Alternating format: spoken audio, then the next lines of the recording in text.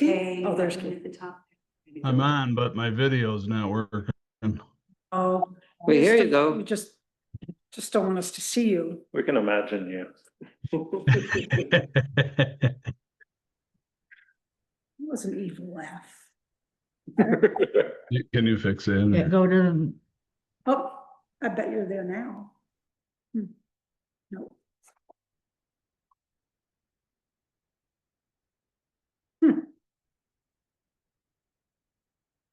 Maybe your camera's shut off. Okay, looks like everything's working now. Took me a while to figure out that one. Right. All right, well, it is now 6 o'clock. Some, Well, the clock is fast, but yeah, so I'd like to call the meeting to order. And we have a couple potential additions, if everybody's okay, to the agenda. I'd like to, TG Miller submitted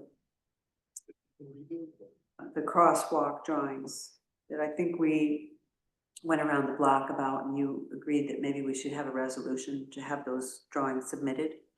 Right, that's on the agenda. it's on Oh, very good. 8-7. That's it, yeah. Oh, very good. Yep. We need to do a meeting to talk about budget and position stuff. That's on, We need that's to- the, That was added? it's one of the two additions to the, Oh, which you may not see on the, I didn't see it. in the last step. The two additions are, you got supervisor's report. yeah, that too. Yeah. Yeah, those last things were added. Right. Well, Laura sent the supervisor's report to the board around 12:30. Yeah. But it didn't get linked to the agenda until after 5 when I spotted it. Huh. 'Cause I got And it. then, No, I got it way before then. yeah, that's right. Laura sent it to the board around 12:30, but it didn't get linked to the agenda until around 5. That's Blake's fault. Yeah, well, I mean, as soon as I pointed it out, there was a lot going on. You're It fired. still Oh, isn't linked. Isn't it still? There is a link, but it goes to the other two financial documents, not to the supervisor's report. Well, you mean what the supervisor's report consists of an account analysis this time. Yeah. So the account analysis for the general fund and for highway are the document that we're referring to. So the two additions are the correspondence policy, a little discussion about that, and I'm scheduling that special meeting to talk about employment options and benefits. And if you're okay with that at the end.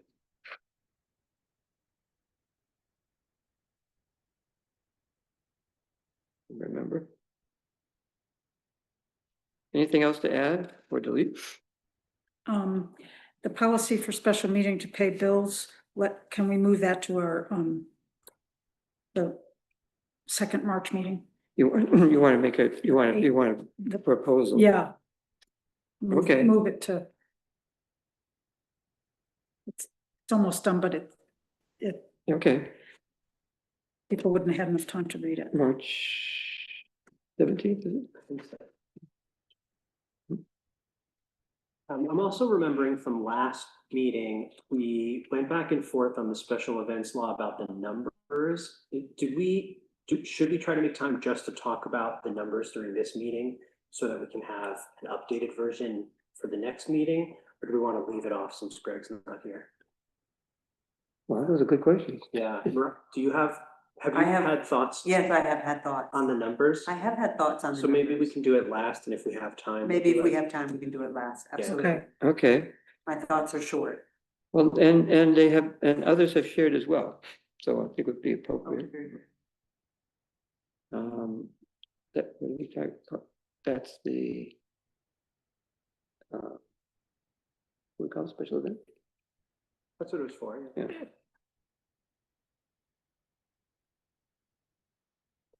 Special events numbers. Okay. Anything else? We have a pile of correspondence. Some of which was precipitated by the concern about the pull-out cameras. And for those who aren't aware, all this was triggered by the town was approached back in, I don't know, October or something about these two cameras that they wanted to install in Danby. One on 96B and one on 3496. And Keith was informed and then I learned of it subsequently. And the only concern that we had was the potential for them to be aimed in ways that might end up providing surveillance of private property, which we didn't want. But were characterized as license plate readers, which they are. And we didn't see any problem with them. In the meantime, though, there's this whole controversy that has arisen over their use around the county because of the actions of the federal government in immigration and enforcement, where it appears, based on some evidence, that the cameras have been, the data collected by those cameras in some places have been used by authorities without the consent of the clients or owners, users, which is resulting in, I think Common Council has before it tomorrow, a resolution to cancel the contract with Flock. And whether or not they do, the county legislature is taking the matter up also and has created a committee to investigate. Did you have a comment? So may I? Sure. That's the main reason I'm here. Maybe you should come a little closer because Yes. you won't be heard otherwise. Okay, I've got a big mouth, so. Yeah, I know, but they don't hear you unless within range. Am I in here, okay. Yeah. Everyone just say- Yeah, that's So anyways, I think the cameras, those cameras in general are a huge invasion of our privacy.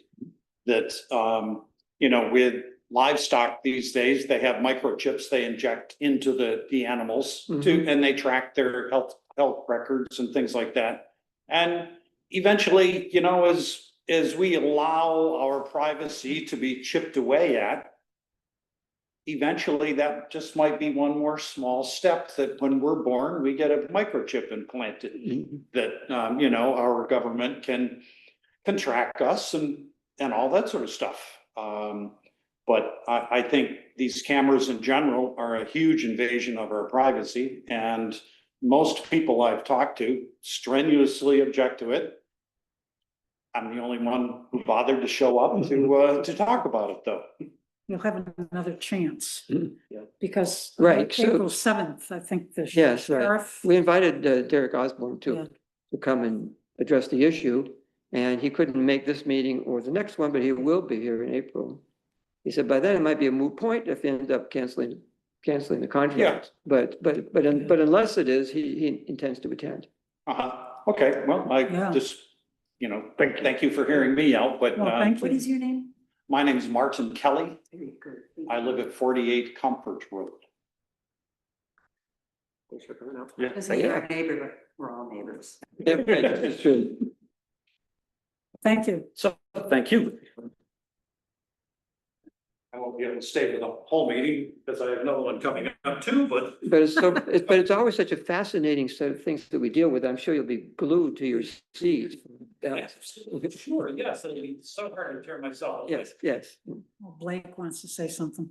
Like, Oh, no. Privilege of the floor is coming up. no, well, this is privilege of the floor. That was just by way of explanation. Oh, I thought you were doing correspondence. Okay. Okay, privilege of the floor. Right, we have a couple of hands up already from, I must say, the usual suspects. Who put their hand up first, Ted or Catherine? Did anybody notice? I think it shows up In in the the order. Yep. Oh, does it? Okay, well then that makes Ted first.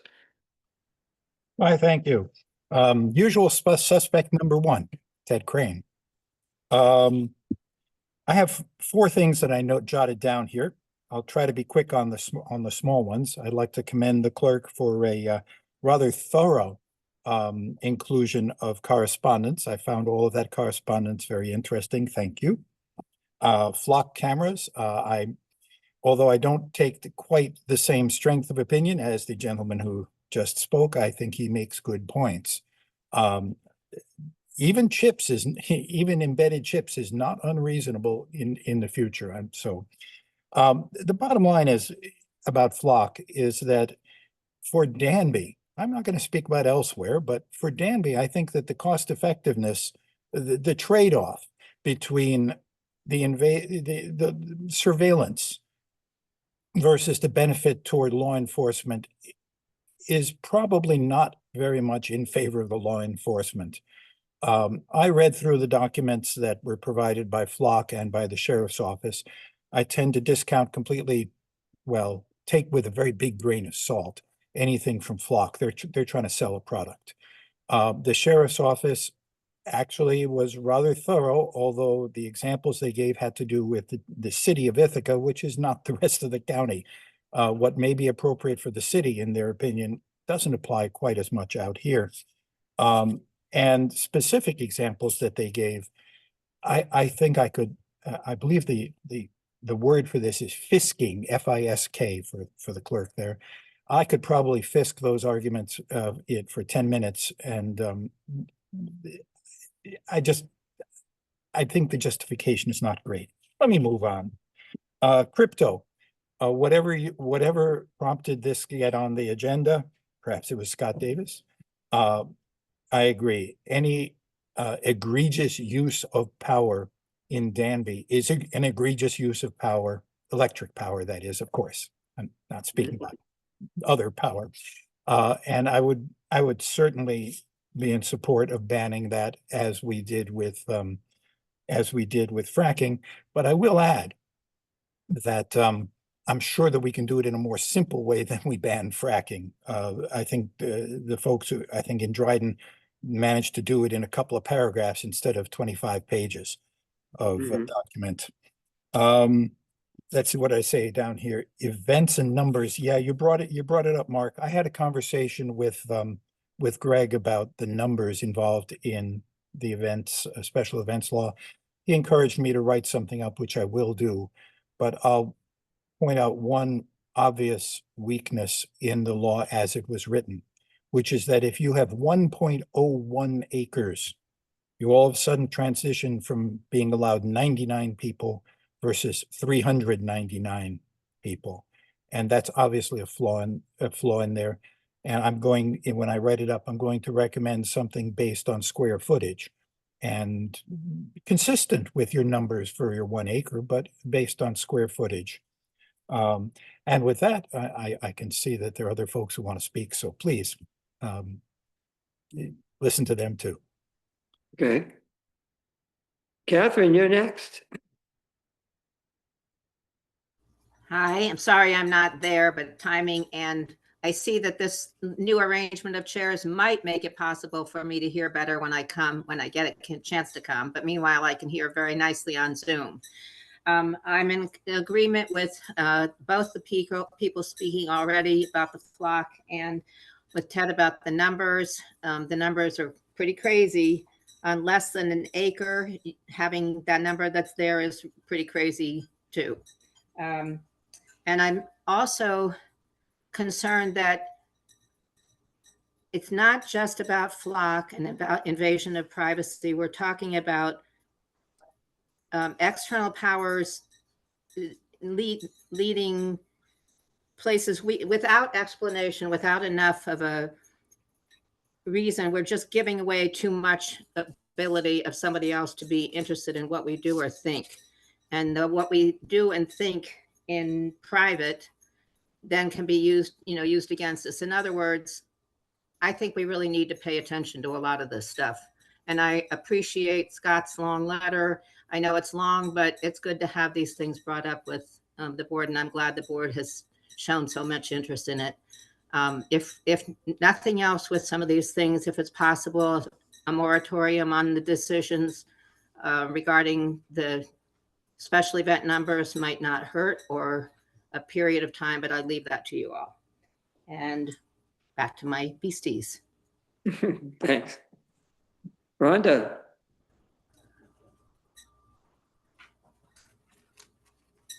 Okay, hello everyone. Some of you may not be aware that the town highway department came along one day about a month ago and dumped a bunch of salt into a ditch that leads directly into the creek that runs through my backyard and down along South Danby Road. And this is absolutely 100% illegal. And then the Tompkins County Highway Department came along and dumped numerous bags of calcium chloride into another ditch on the other side of the road that also went into the creek. And I reported these incidences to the, has to be reported to the DEC, which I did in Syracuse. And I feel that the town should know better. And I feel that the town is ignoring the fact that on Peter Road is this wetland that is part of the headwaters to the creek that runs through my backyard, which is Sulphur Springs Creek. And it is a tributary to the Catatunk, which is a tributary to the Susquehanna. And it is a trout stream. And I haven't seen the highway department, the town highway department, do anything to protect this wetland, nor have I seen them indicate by their words and deeds any kind of protection of this wetland. And so I'm very disappointed. I don't see anything that makes me have good faith in either highway department. And so I think the town needs to take more interest in this. Throwing rocks on Peter Road may interfere with the wetland. Certainly putting a road through the wetland interferes with the wetland.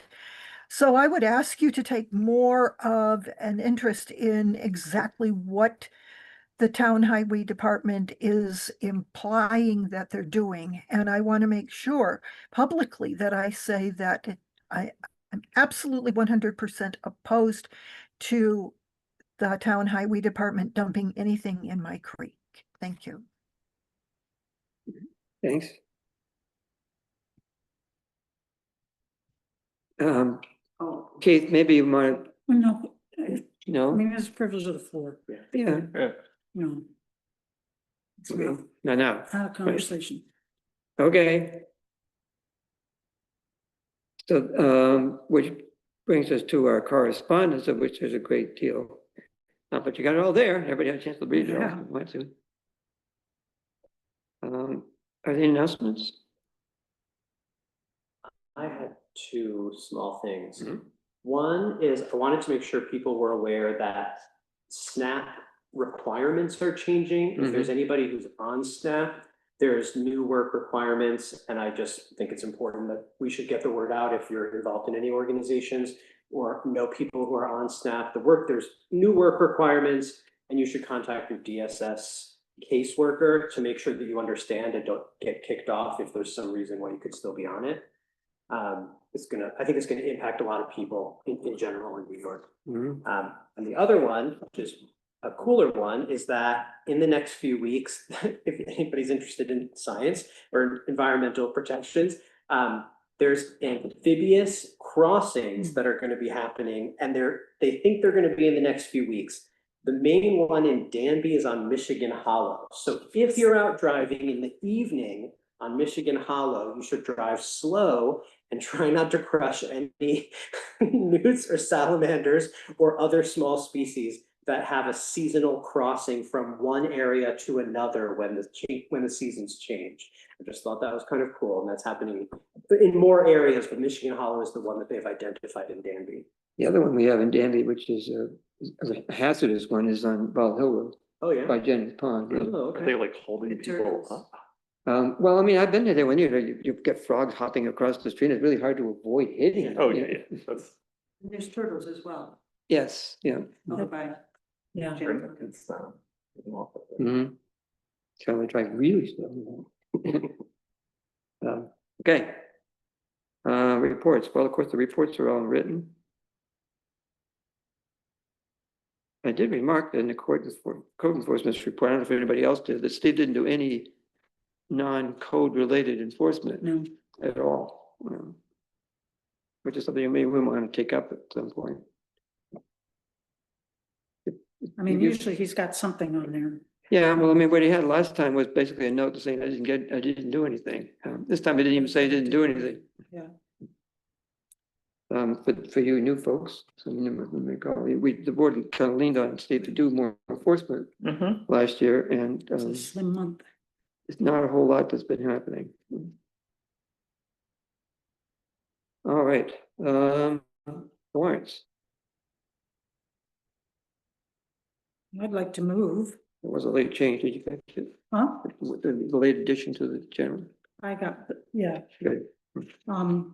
general fund abstract 5, voucher 77 through 84. For $13,175.65. I'll second. Any discussion? I thought there might be, but the $9,000 know. expenditure, which is, it looks like we're spending $9,000 to engineer the sidewalk, Yeah. but that's not the case. No. It's kind of mischaracterized because it's really for the accessibility engineering. So it includes both the sidewalk and the entry for this building. And about, what was it, 3,500, something like that is the sidewalk. Yeah. So, just as cheap, but it's not $9,000. I mean, it's also dealing with the DOT. Yes, Which yeah. is. Yeah. A joy. Anyway, that's what that's about. Any other discussion? Okay,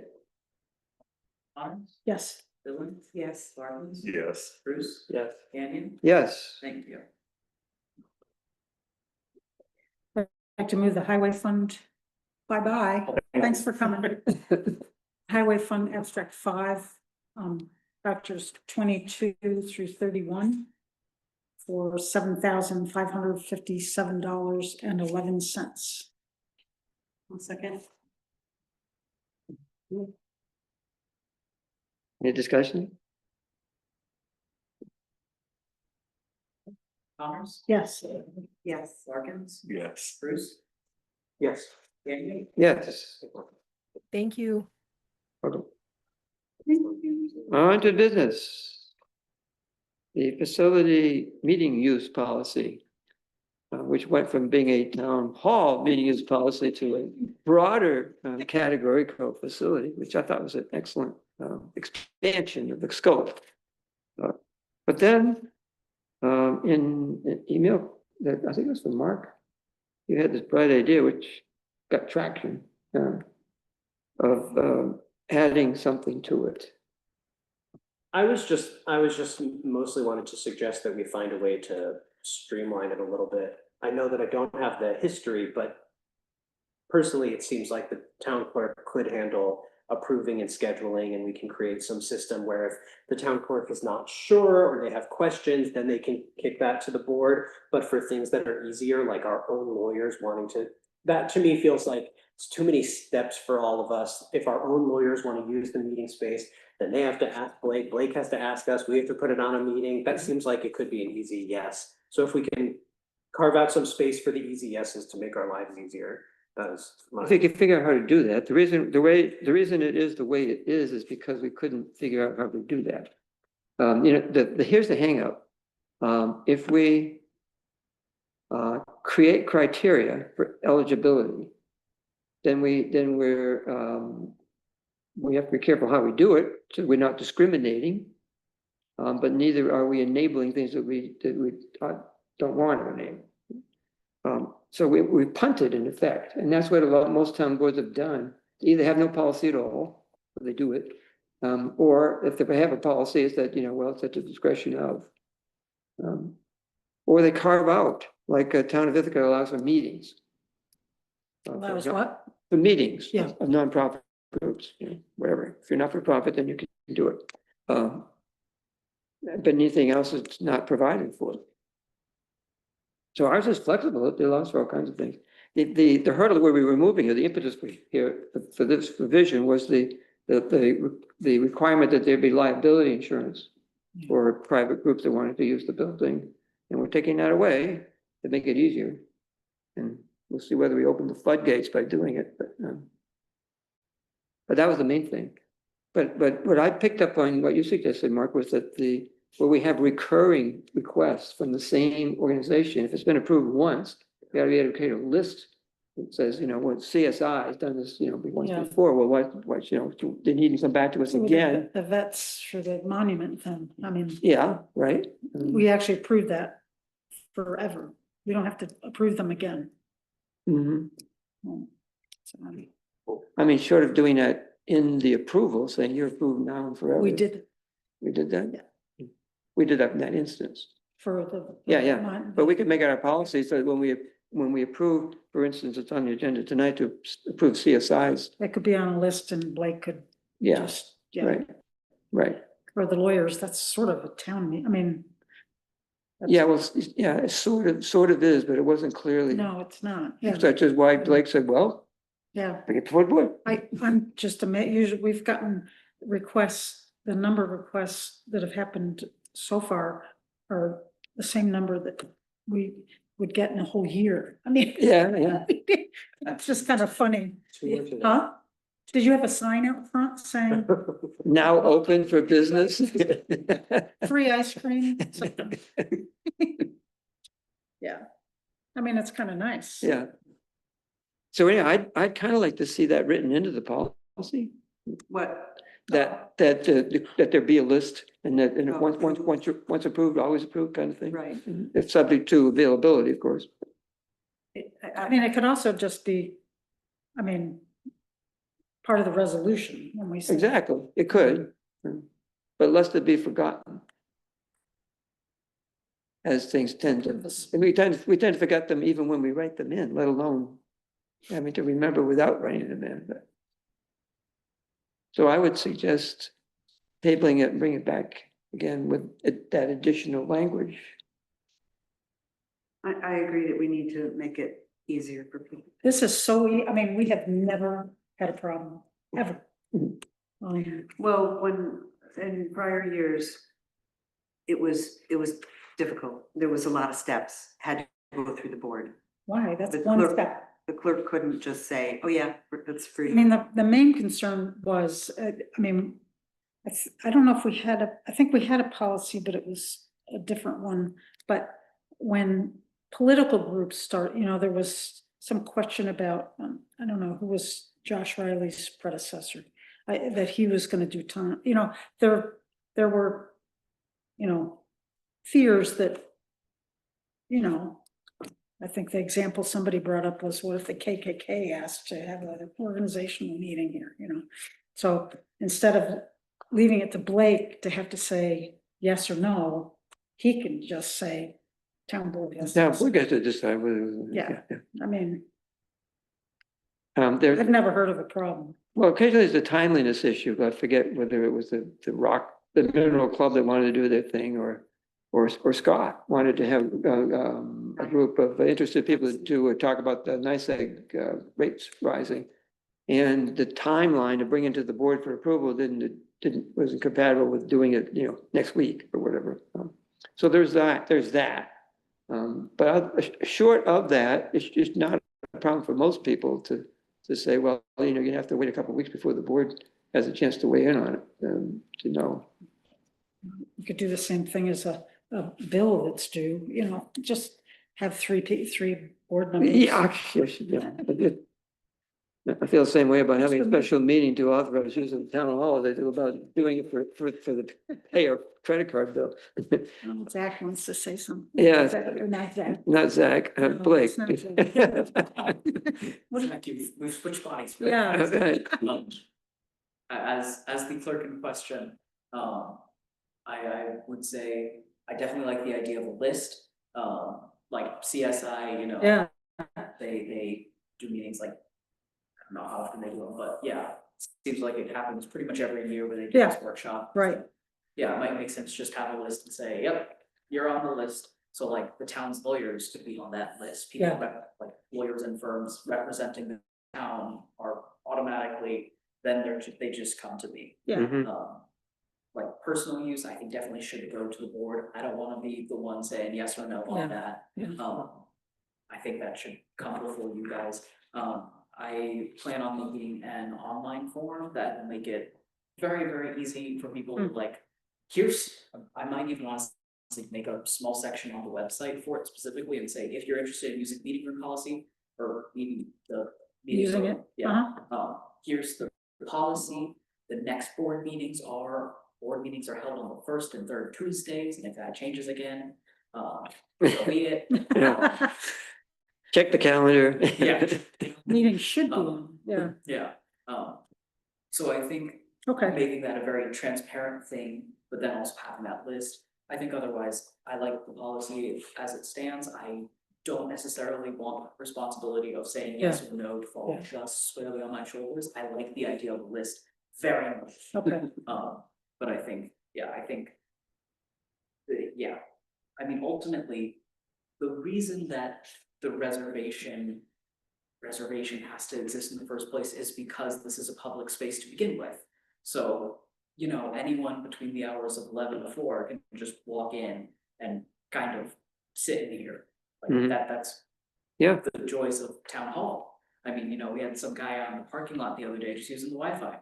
I love it. So yeah, it's mostly for things that either start earlier or end later than that specified time or happen outside of that time. So yeah, I think there might be a world in which events happening during 11 to 4 don't need to be approved by you all. That could be a caveat. I don't think it necessarily needs to be. Cool. So people haven't been coming in here to use the Wi-Fi? Because that used to happen pretty frequently. I think I've seen a couple, Yeah. but not too many. Not too I many. did see someone in their car and I really just wanted to like go out to them, knock Come on in. You're gonna be inside. Yeah. It's warmer in here. Yes, yeah. Yeah. We had a lot more people using the Wi-Fi in the parking lot during the COVID. Or out front, sit in a chair out front. But Yeah. people would also come in here and sit Yeah. in the library. And- Yeah, right. Okay, we'll add So- something to that list. So I move that we table this until next time, for the addition of that language. Yeah. Allowing for a list. Okey doke. I'll second. Ready? Connors? Yes. Dylan? Yes. Larkins? Yes. Bruce? Yes. Canyon? Yes. Yep.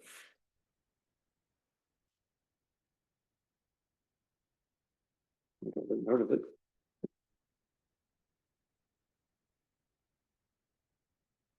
Next, credit card audit procedure. Leslie, tell us about. Well, this is a list. And my thought was that we could sort of play with it. And Laura, you've seen the list, right? Yes, I have. Yes, Yeah. I have. You've got some good points there and some good things. And since And that was a big focus of that audit, that New York State Yeah. audit, that this list that you've come up with is a great start to, you know, the documentation of how you guys audit it. It was good. And I mean, you know, if we use it for a couple months, we might Mhm. find some things that we, you know, would take off, or I don't think we could think of anything to add. I can't, it's a pretty exhaustive list as far as that goes. But, you know, or reworded. But the way you've got it, Leslie, you know, like you say, we could get started with that, and however you guys want to divvy up that process, you know, and it can be a work in progress, and Yeah. see where it goes, and it could be filed right in with the vouchers. What do you think? Yeah, I haven't been involved enough in the process to have any more, but I think it's a good idea to have it. Helps me think about all the things that are needed for that. Yeah. That's its main virtue. Yeah. When you have a checklist, it's great. It's why the controller's office provides you with a checklist for doing the audit to the, you know, various Yeah. positions to say, here's what you need to look at in order to do it. But this is just adding an internal prompt. So, you want to make a motion to, I move that we start, adopt and use it? start using this. Mhm. Is it something that everybody needs to do, or do we need to have two people do it? What do you think? One person? Well, because somebody else besides you did it. I know. All that trouble to So make. at least two. Yeah, right. I mean, it's a joint responsibility of the Yeah. board.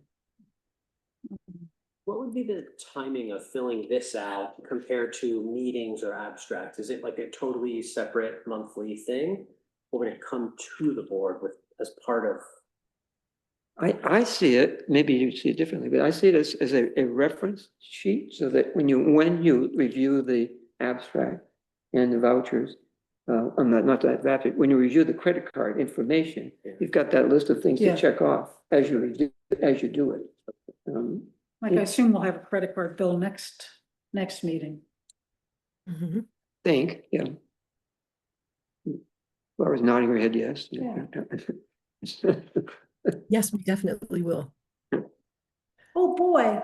Yeah, right. You guys, would it be helpful for the first couple of times if I took it, filled it out, not that that's the one you'll use, but filled it out with some different things and have it sent along with the voucher?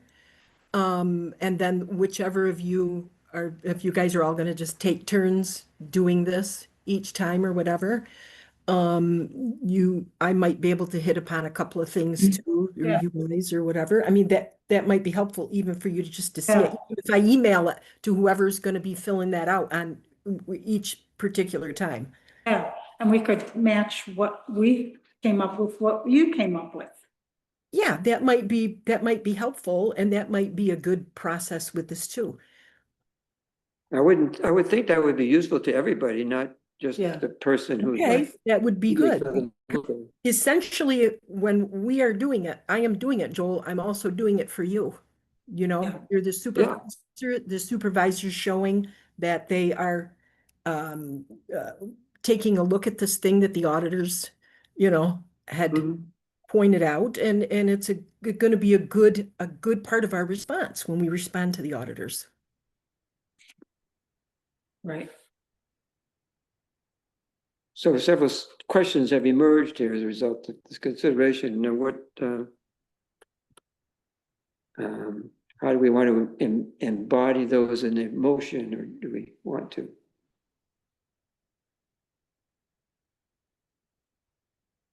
What are you getting at?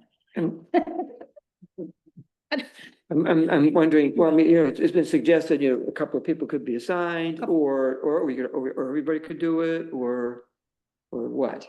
Well, I mean, I'd be willing to do it and have, Laura, who would you send? I think we should get everybody. Well, you could send it to me, or does anybody else wanna? And Julia, does Julia look over these things? If each one, oh yeah, Julie is the one that prepares it. Yeah. She prepares it, and I look over all the vouchers and everything, and I know the town clerk looks over the vouchers as well. But if each of you wanted to just, rotate, who's going to do the actual filling out of that form, each of you would just be doing it 4 times a year. I mean, that would be good, but I mean, Julia, that's actually a good idea, because she's probably sort of doing this already, Yeah. She's doing at least 3/4 of this in her head already. Right, it's a check.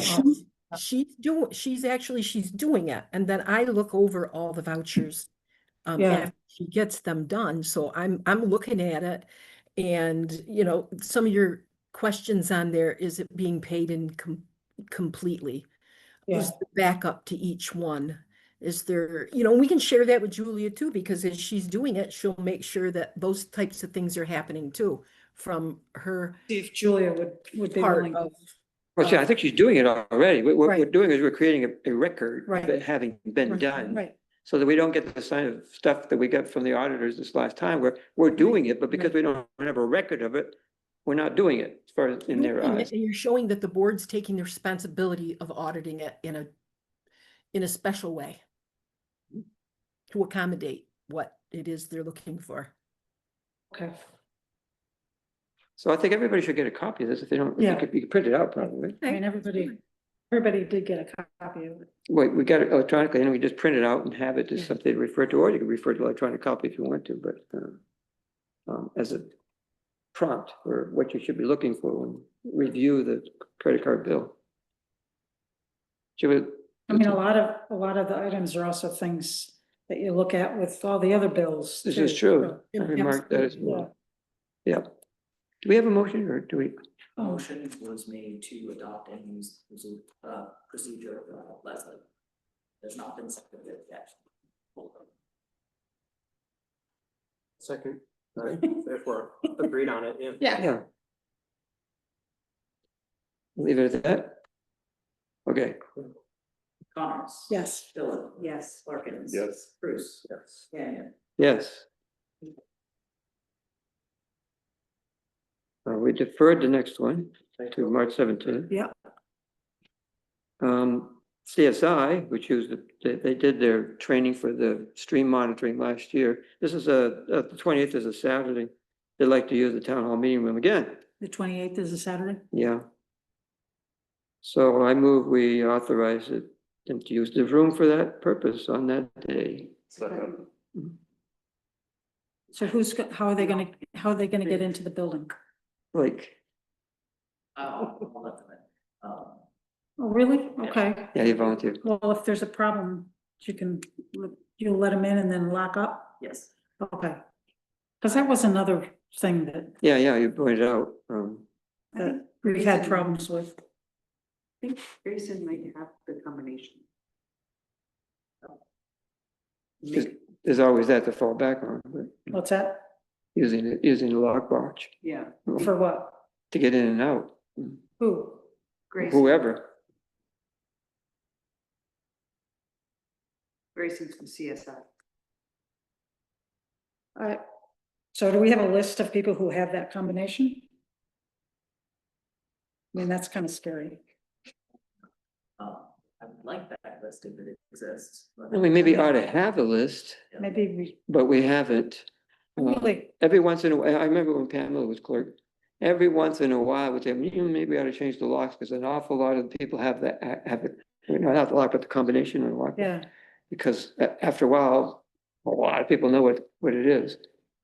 I think we should, not. Be so free I about think handing out. If Blake, it shouldn't always be left up to Blake, but. I could come down and let somebody in or come back and close up when they're done, or, so, I mean, I can too. huh? I think in order it goes you, me, you. This. Yeah, that's right, yes, yeah. Whoever's, yeah, I mean, I don't know.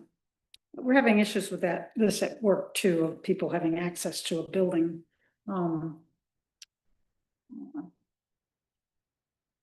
Which is not necessarily a good thing. Yeah, and that interestingly, when I reviewed the town of Ithaca's policy for use of their building, lots of times meetings happen on the weekend, nobody's around. They give them a key. And make them sign a sheet saying, we'll bring it back. Well, giving somebody a key that they then return is different than giving somebody a combination to get a key. I mean, kind of, you can make copies of keys. I haven't. I mean, I have a key, but You have made copies of keys? no, not. You have a machine? Yeah. Oh, well, that's good to know. It's kind of like, kind of like being a notary. Keys made here, Yeah. yes. Anyway, okay, if there's problems, holler. So let's see, we have a motion, Okay, second, so- right? CSI on Saturday. Motion was made. And so vote. Ready? Connors. Yes. Dillon. Yes. Larkins. Yes. Bruce. Yes. Gagnon. Yes, Thank you. okay. cryptocurrency and data centers. How did this get on our radar screen? Well, it's been talked about. And the discussion ran to, well, Dryden now has acted to ban both of these uses. They were already not allowed uses under zoning.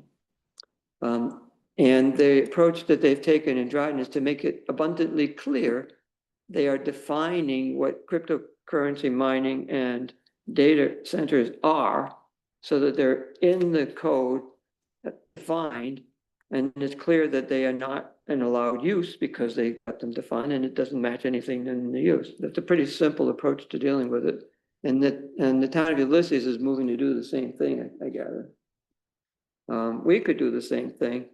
Leslie asked me to check with Guy, which I did. I don't know if you saw the reply. Yeah. But Guy thinks it can be done fairly readily as Okay. well. So the shortest path, I think, is to simply change the zoning. Right. The question was whether we wanted to include it with the package of zoning changes that we already have in the middle. That would be the quickest way to get it dealt with, as opposed to treating it as a separate local law and having to run it through the process of formal public hearing and so forth. What are your thoughts on that? I mean, it would still be part of a public hearing before that batch is approved, correct? As long as we can get it. Well, if we want to include it, we can. Yeah. But we'll probably, and we can, and we still have time, because I asked the clerk to hold off on putting the publication, the notice in the newspaper for the public hearing until after we discuss it tonight. Mhm. So if we want to, we can pull it and not advertise it and add this to that package of zoning amendments, which will, however, postpone their being dealt with probably for another. When is the public hearing? When were we gonna have the public hearing for that? We were going to have it on the 17th, right? Mhm. Yeah, 17th. of March, i.e. our next meeting. I believe there is still, that public hearing is still scheduled as it was. Yes, but we haven't noticed it yet. That's what I mean, you might have been out and I dealt with Cindy on this question, but she pulled it pending discussion tonight, because there's still time to put it in the paper and have it published timely, as long as it gets done by, I think, Thursday. This Thursday? Yeah, Yes. this So Thursday. does that mean we have to get the language for the Right. new section done by Thursday also? No. Yeah. Well, no, what's Yeah. going to get pulled is the public hearing notice in the paper. Mhm. Because we will postpone the hearing until we get our act together to add this So to what it. needs to be decided by Thursday is that we're not gonna send out a notification for the public hearing until we have another meeting to finalize the language on this section and then send it out for notification. Yep. So the whole thing will be delayed. Yep. Probably. So the hope is that between now and the meeting on the 17th, we can get the language ready to go so that the board can say, yes, we want to add this Okay. to the So we want to get package. which by the 17th, Yeah. and then the public hearing will be scheduled then, For the following month, right? so we can put the notice Can again it be in the following meeting? in the Will newsletter. it be enough time? It could, because the first meeting in April is the 7th. And that's, When the sheriff's coming. well, yes, That'll be an exciting meeting. but that's, well, if he comes. right? That's okay. But that would, because it's the 7th and the newsletter comes out on the 1st, I think that's notice enough Yeah, for people that have seen it and plan on Okay, coming or so if they want to. we need to have the wording by our next meeting Right, so that we can then schedule for the public hearing to be on the 7th. yeah. Okay, And the only thing that might slow it down is, well, is the provision because it's a zoning change. The provision for the county to comment on it, because they got 30 days to do it. well, if we do similar to what's already been done, they responded favorably to that. Yes, So well, they might, but we. why would they couldn't count- respond differently to us? Well, I mean, there's no reason to expect that they would, but they can.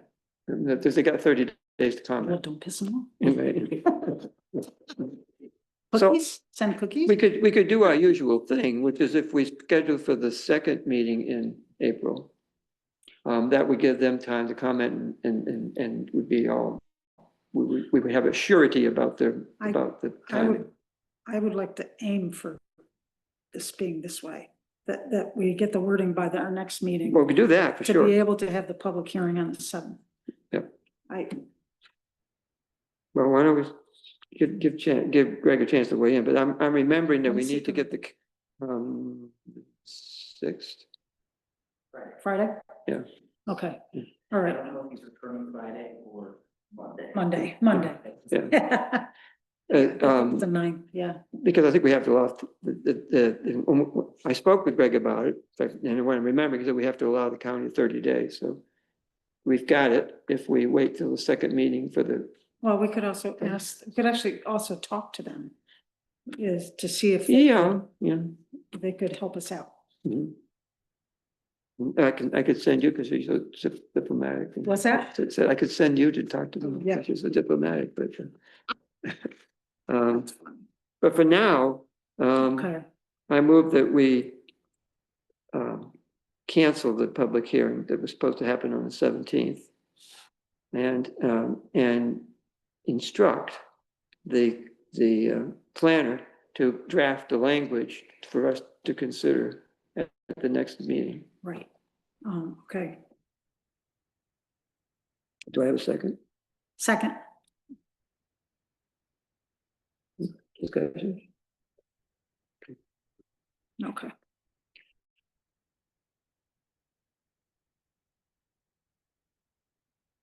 Actually, just thank you for getting this on here now, What's that? for actually like moving forward with this. This is, Yeah, I've, and Dryden always says that they had the fracking thing first. Yeah. Well, it was like a month. Yeah. Well, I was happy to have them go and it took them months to research what the best way to go Oh, about it. they've been doing it, they've had a moratorium since 20. Oh, they had the moratorium, yes, yeah. So they've been working It on was it. broader than a just year and this, a half. yeah, better than this one thing, but it did Okay. take them a while. All right, But now that they've done it, you piggyback. yeah. Yeah. And we'll be a month later than them Yeah. again, 2 months. All right. Ready? Connors? Yes, Dillon? Yes. Larkins? yes. Bruce? Yes. Canyon? Yes, Wait, can you look at the chats there just in case there's anything relevant? I'm So just curious. It popped up and then. Oh, no, there are people in the waiting. oh, look at oh, that. no, Yeah, you were gonna do that. oh, it's probably just like Jonathan or something. Oh, Whoever they are that are in, Gary Puddle, Wow, there's two Ted Cruz. there's 2 Ted Cranes, yeah, interesting. one's recording, one's a recording, Ted, the other was Yeah. observing Ted.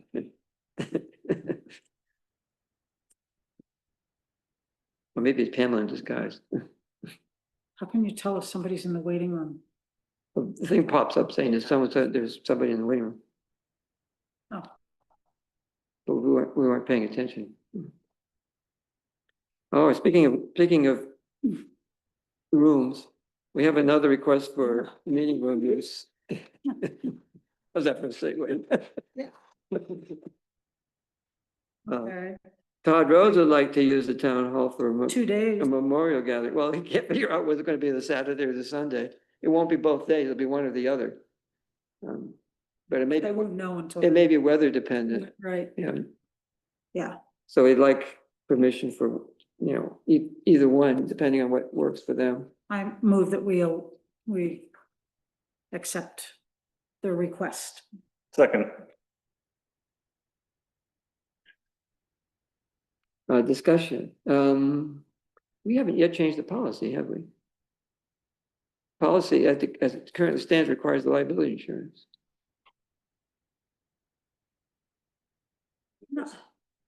Agree to waive that requirement. Waive it? Because we're right about. Yes, approving the yes. policy. yes. Yeah, why don't we do that? Okay. That would be, yeah, why don't we can amend the motion to include a waiver of that requirement?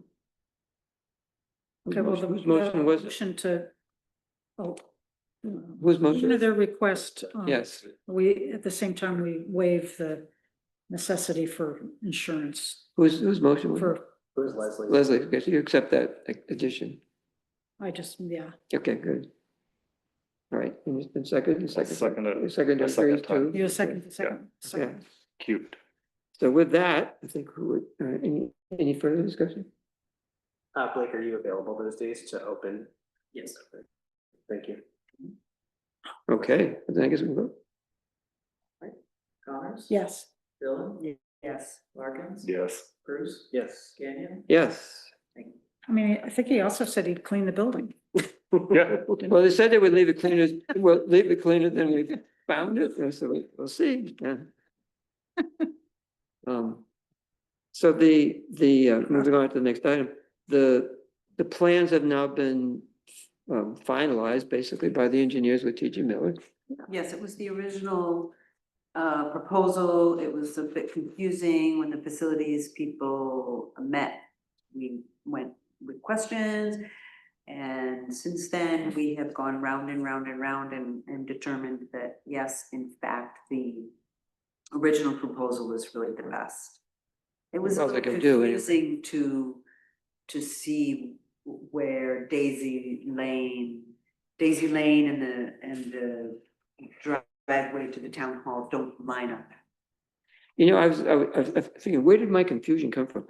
When I went back and, because you also shared in that last communication, the text of the agreement, the original agreement.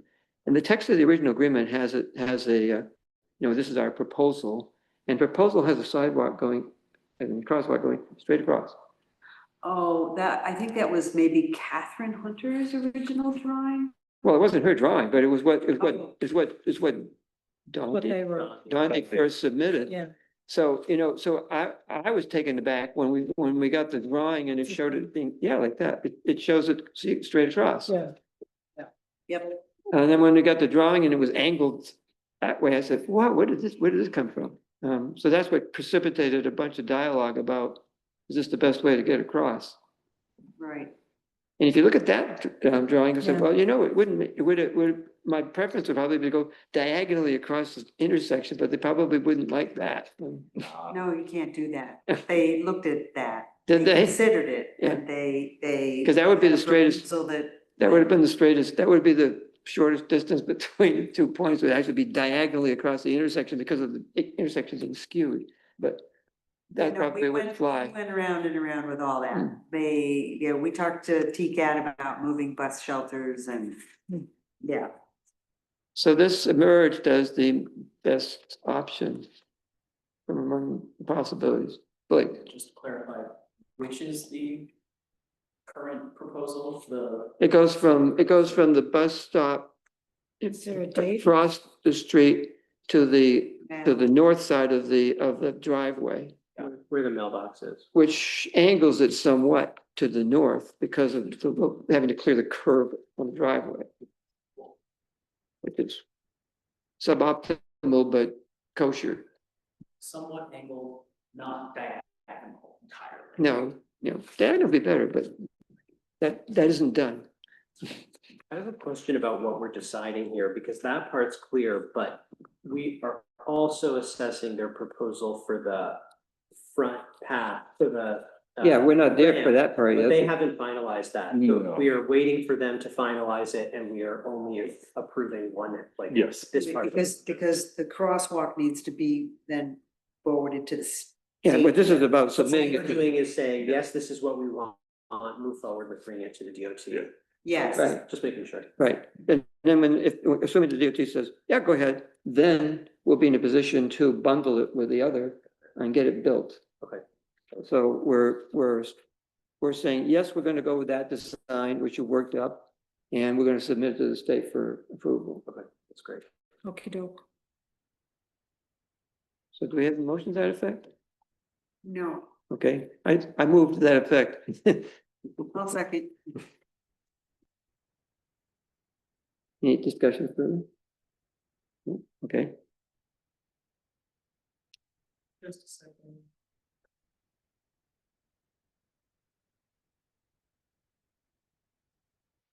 those will send the draft to the Department of Transportation. Yep. DG Miller will do that. Yes, authorized. Yes.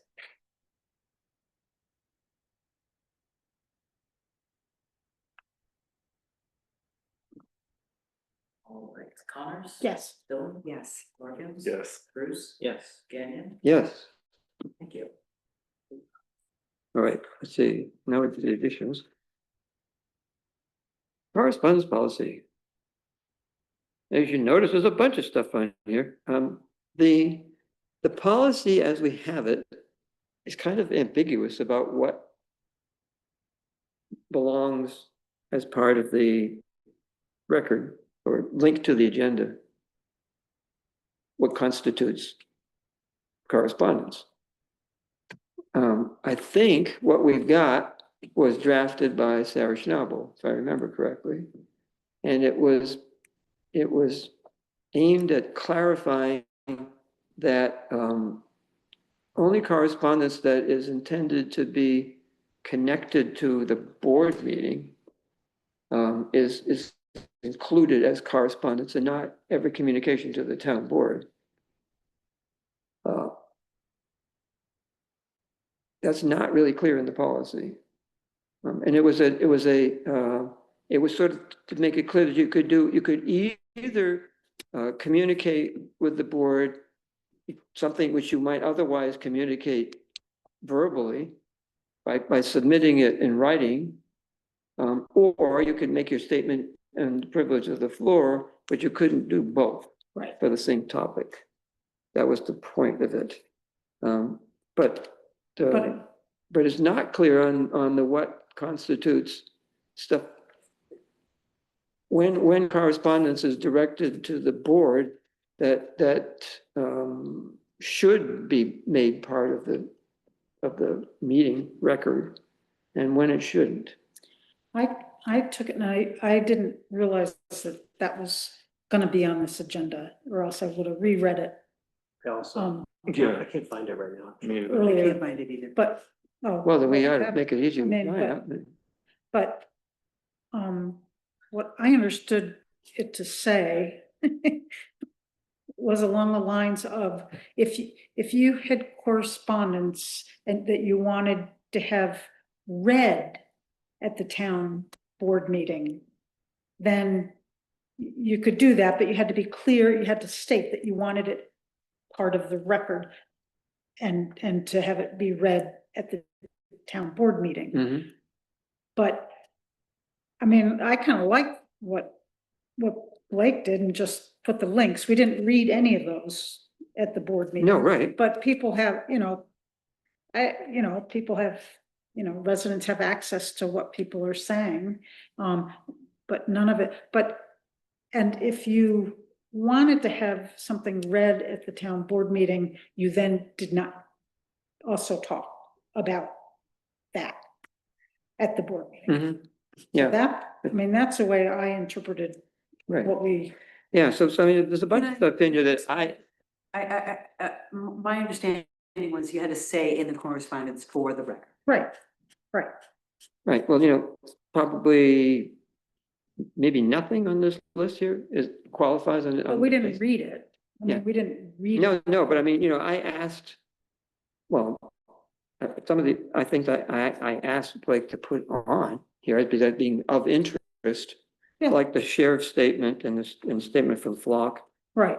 And then, a bunch of these other things got added. None of them, I think, Well, that's. would, email from Jim Davis, email from Rhonda Roaring, of which we have dozens every month. Email from Derry Burkow. None of these were saying what actually we had said with them, for the record. Yeah. And would not have been included, but it's kind of nice to have gotten included some of them, but then it becomes a judgment call as to which ones to put on and which ones not. Right, especially if you get a lot. Yeah. So that's why I was Yeah. trying to discern some way of making it clearer what qualifies for inclusion if it doesn't actually say, Right. I mean, somebody could also send something to the town board without, I don't know if these people understood that it was gonna be linked and everybody would have access to it. So that maybe is the way to think about it. You know, the stuff about the flat, the flat cameras and, those two, Well, I think, that is information that residents should have. yeah, and I Um, told them but that was those gonna are- be linked. But did Jim Davis agree to have everybody have an access to what he wrote to the town board? I mean, No, maybe that's the way to think about it. So under the foil, that's public. Oh, that's true, yeah. To the town board is public. Yeah. When it comes to this kind of thing, there is no expectation of privacy inherent in New York state law. It's already public by the nature of it being foilable. To that extent, though, That's whether true. or not it needs to be linked on the agenda, that's where we have some discretion. Right. Anyone can walk into the office and say, what correspondence have you received Yeah. from the town board in the past week? Yeah, And say, there you go. yeah, But, you know, that also includes like sales emails. Yeah. We get like 15 sales emails a month just going, hey, you wanna try our Yeah. software? And sometimes it says town board, sometimes it's to the town board. I've seen a couple of. really, because I get them all the time. I get Yeah. 1 or 2 a day. So like, that I think is really where there should be, I would argue that there should be some kind of statement in the correspondence policy, maybe it's something to be worked on later on down the line, maybe we just don't have a way of really pegging down specifically what that language needs to be. But I would recommend just at least keeping that in mind when it comes Yeah. to such a thing, because I would not want to be in your position of having to decide what to include and what not without some guidance. Do you want to propose, you know, an addition amendment to the policy that would attempt to distinguish that which is included and that which is not? Yeah. Because if you could do that, we can bounce off of it and say, yeah. that's good, or that's no, something mean, different. I know it's foilable so that somebody would have to come and say, I want this information. But my only concern is, I wasn't even thinking about it until just now, that somebody might not want, you know, everybody in town to have a link to their letter to us. So I don't know if there's a way to Start, say it on the website, on the front page. if you send don't, the town board a letter, it's gonna be, you know, available to everybody. Yeah. I mean, yeah, so if you don't want this widely known, give us a call. yeah, Probably have an auto response when someone emails the town board that says, thanks for your message, it'll be forwarded, and correspondences with the town board are foilable. If you don't want it to be posted, you know, respond, let us know, or something like that. that's a good, To at yeah, least make sure people Yeah. are notified. I think that's fair. I could imagine writing an email to the town board and being surprised to see it posted, even Yeah. if it's true that it's foilable. yeah, okay, that's a good idea. I will also add to that the caveat that does not make it unfoilable. No, it doesn't, no, but it notifies They still people have to so they come in and- know. And if yeah. they told us that, oh, they didn't really want it, we could at least not put it in the agenda and Yeah. in the meeting as correspondence. Yeah, unless there's some reason where we're required to do that, but it doesn't sound Yeah. like we are. I mean, I That's a tell good people, if you email any of us with our town addresses, It's all, it's public information. Um,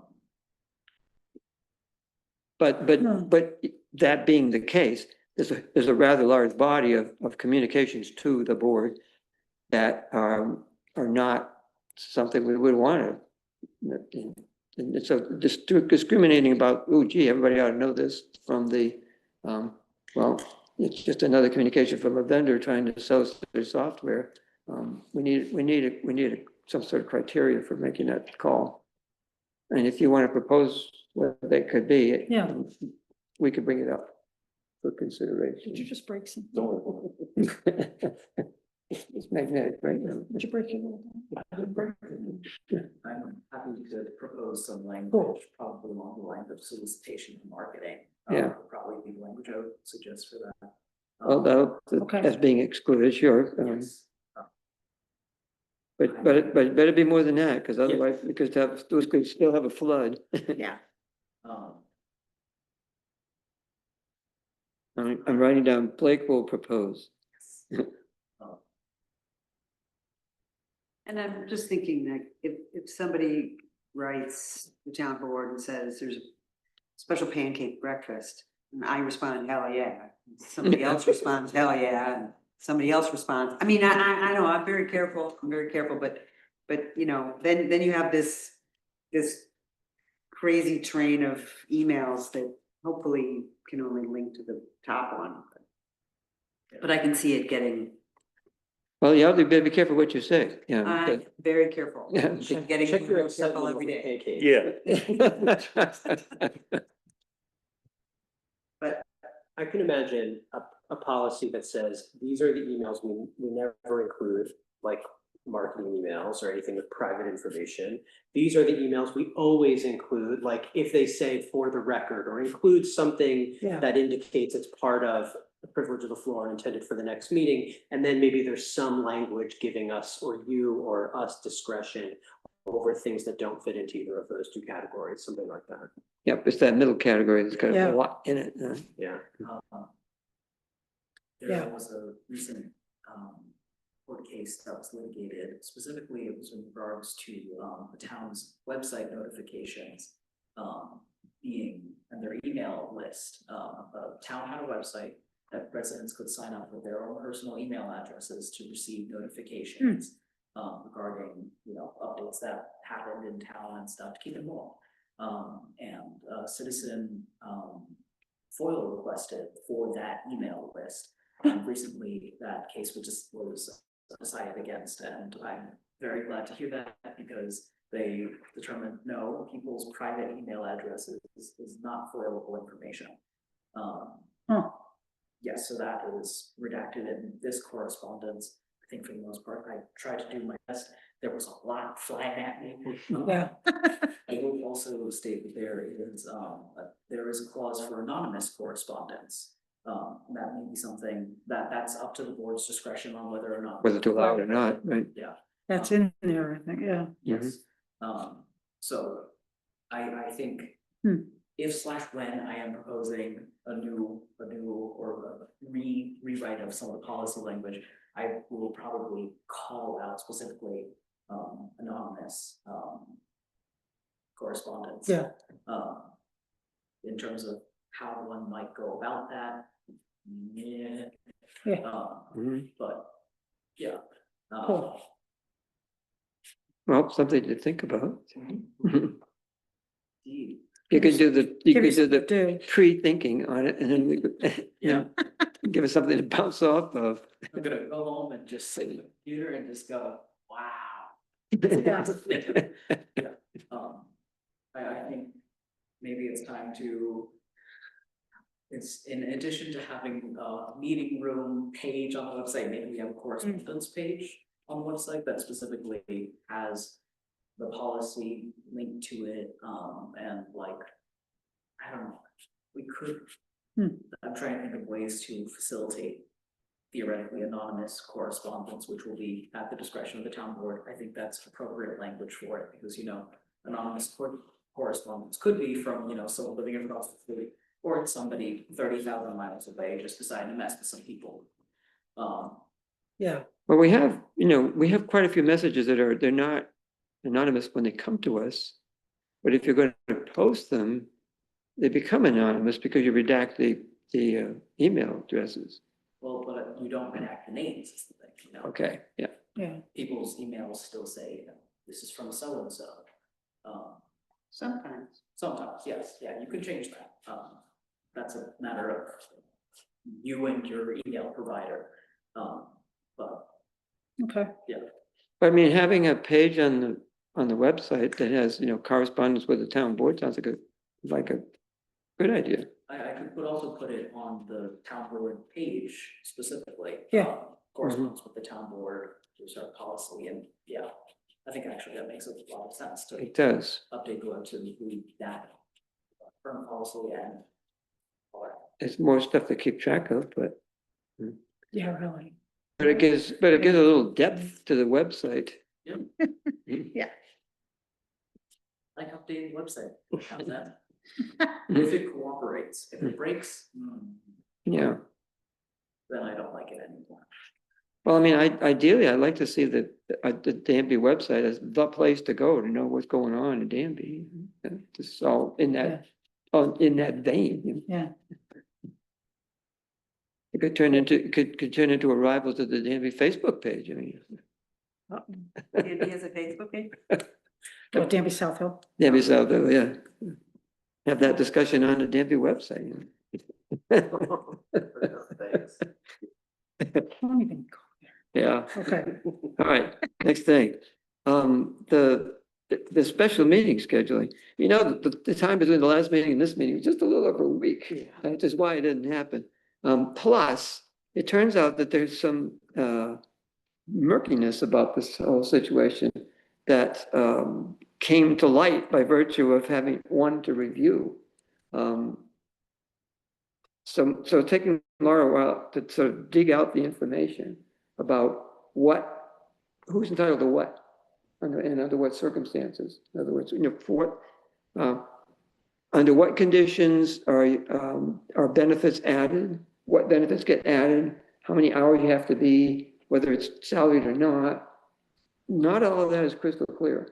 And so, you know, we need to clarify it in advance of discussion about it. So Laura's working on it. Okay. And if we can, and she should, you know, go ahead and schedule, and whenever you schedule, make sure to have it ready. So I remember between my calendar list. When would you like to meet?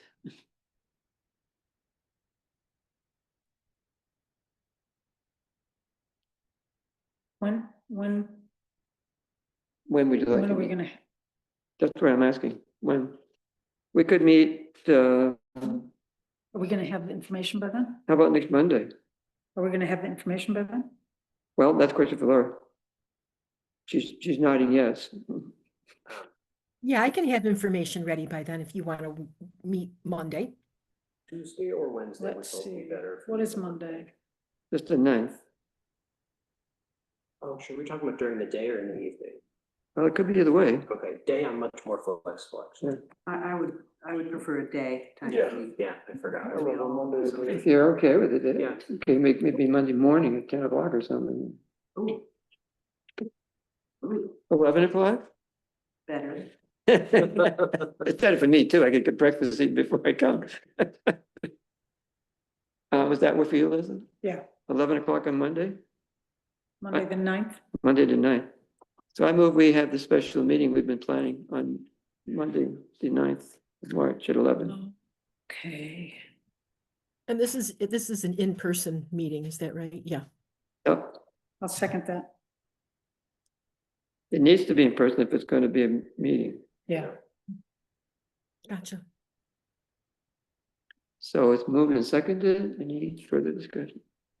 No. Okay. Do you want me to attend? I was going to say, you're supposed to attend. Can you make it? Yeah. You got somebody, yeah, but I mean, have you got somebody coming for you? Cindy comes in at noon. Maybe we should push it to noon then? Could it be pushed to noon? That'd be nice. It could be, yeah. You're okay That's with it? fine. I like the noon. I Okay. wrote down 11, but Well, I can, fortunately, I pencil these things in. Noon. I amend the motion to be noon. oh, okay. I'll second that. Honors? Yes. Dylan? Yes. Larkin? Yes. Drew? Yes. Samuel? Yes. Well, guess what, folks? Right there, as Bernie used to say, that's all, folks. Well, should we potentially have the discussion about special event? Oh, yeah, I have Oh, yeah. a couple sentences. Sorry. Yeah. So hold on, let me get my special event thing here. So the exempt, so I just want to say that the exempt weddings, family gatherings, holiday parties, religious celebrations and functions graduation parties and other similar exempt occurring within or upon the grounds of private property where the property owner receives no remuneration for hosting the event, they're all exempt. Yep, From having to get a permit. from having to get a permit, right? Right, so that, when I think that all those things are exempt, I think, what are we talking about here? And honestly, I know what Tyler said, that 100 people is not a special event. Maybe I'm from the suburbs, 100 people to me is a special event. 100 people, if there's 100, I'm 75 yards from my neighbors. If they have 100 people, that's a lot of people. Mhm. It'd be nice if I just knew they paid the $20 and got a permit and said, yeah, we're gonna have porta potties. I just, 100 people to me is a special event. I'm gonna have 100 people, my goodness. I'm gonna need a porta potty.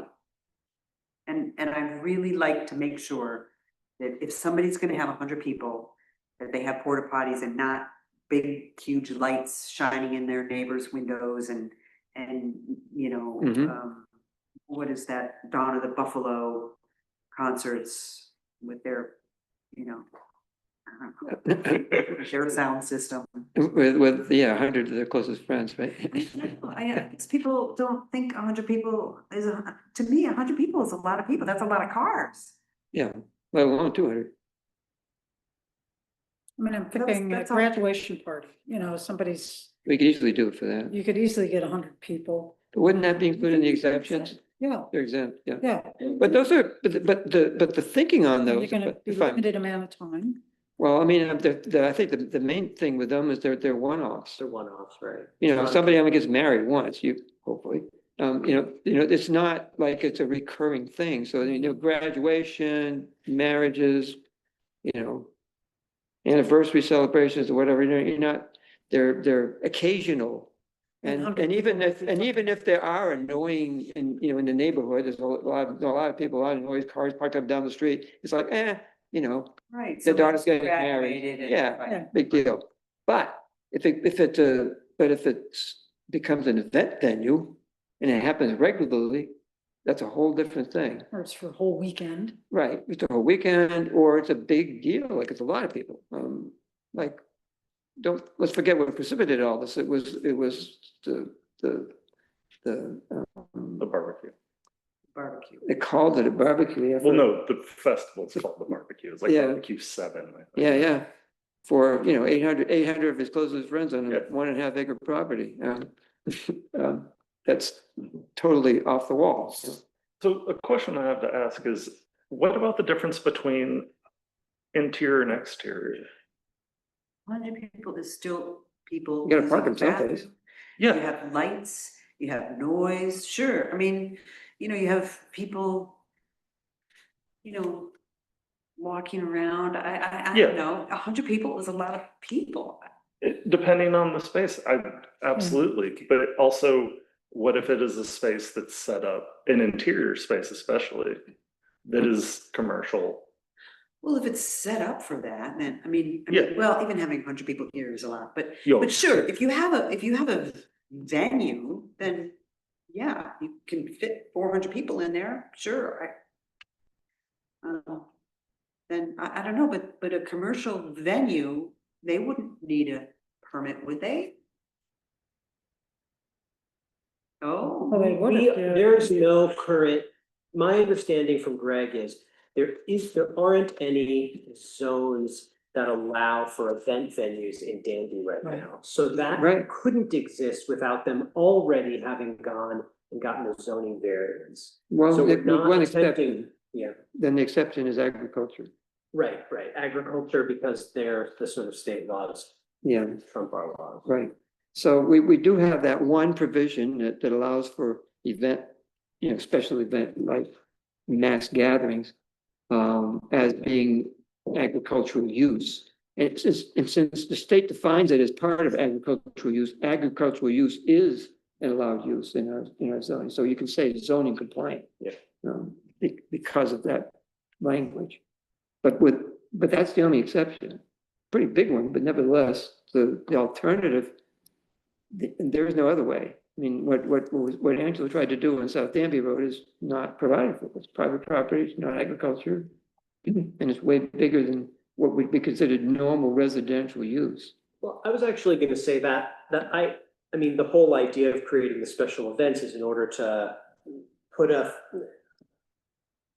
boundary around not normal use. I actually think Yeah. hosting a graduation party on a residence is allowed under normal use. And I Yeah. don't really feel like I am glad, I'm happy with the level of exemptions there, because I think that that's okay, and I don't think that we are intending, I'm not intending to put limitations on what I feel like is a reasonable use of once a year, wedding or graduation or birthday party or something like that. So I think it's important to have those exemptions, because I don't think, my guess is people would not want us making rules, and we would probably just end up, they would not be followed, honestly. But I also think that we would be stepping out of bounds to be telling people they can't host birthday parties on their property without a special permit. It's interesting point that you make. I mean, by saying that they are exempt, are we in effect saying that if we didn't say they were exempt, that they wouldn't be allowed? Because I think the argument would be that these are customary residential activities, and so you wouldn't need to regulate them, or they wouldn't be prohibited as being not allowed. You lost me on that one. Yeah, that was a little circuitous, wasn't it? Sorry about that. I think if it isn't, if things listed under exemption do not require a special permit, you can do them. Right. without a Yes, special permit. yes. But that's the case with or without the special permit law. In other words, they are currently regarded as customary residential activity. Oh, you can have a party. Yeah, Yeah. yeah. I mean, nobody Yeah. has said, wait a minute, this is not an allowed use. Yeah, you can't have a birthday party. Right, Yeah. exactly. So in effect, we're saying, we're recognizing that these are. Yeah. We're seeing these as customary residential activity. Yeah. So when we do the special event law, in effect, we're defining what we regard as not customary residential Yeah. activity. Yeah, I think that's fair. So, Charging money. Events The that last duration, many days length. Or overnight. yeah. And, depending on where you set the trigger, you're basically saying that anything less than that is customary residential activity. Yeah. So that's where Mariah's argument comes in, is they say, for Mariah, and I think for a lot of people, 100 people is not customary, that's special. I mean, if you don't have the space, you probably would limit the number of people you invite, Yeah, most So, people would, yeah. not everybody, obviously. Unless you're having a special event. Yeah, Yeah. right. Well, and if you are, I mean, if it's. Yeah. If it's, You're charging money so that you can pay for the porta potty. Yeah. right. Huh. So those trigger levels are important, though. And that's, I mean, I've been hearing from people that wow, 200? A lot of people. I mean, I know we keep going back to Tyler, he's not even here to say it, but maybe when he was saying 100 is not special, he was envisioning a much larger piece of property. And you're obviously envisioning your own, which is smaller. And so maybe we need to tweak the numbers that maybe 100 was an okay number, but only for 1 acre or below or whatever. Are there numbers that you've come up with that you feel like would be better that we could Well, talk about? okay, I have 15 acres, 14 acres. But it really doesn't matter. My house is 75 yards from that neighbor and 75 yards from that neighbor. Mm-hmm. I mean, it doesn't matter where my house sits in my property. It doesn't really, that doesn't mean anything. Well, My it property does, is long and narrow. right. Well, exactly. I mean, you could have 150 acres and your house could still be next, across the street from somebody. And you're not gonna have those people go out into the woods, like, they're gonna be around the house. Hide and seek. Well, the only thing is that, I mean, if you got a larger property, you probably have more space to accommodate parking. Cars and- Yeah, but maybe not too. If you have a wooded property, it may not be any more space for cars than if somebody had an acre. There's no accommodating cars on my No, property. they park on the road, and Yeah, if they're there for 5, 6 hours, is that? There's, is that a I don't problem? know. It happens in my neighborhood. I mean, the people across the street have these dog things that they do. There'll be like a lot of cars, and then 3 hours later, they're all gone. Yeah, right. Or graduation No, and- parties are okay until they bring out the, Weddings. Yeah.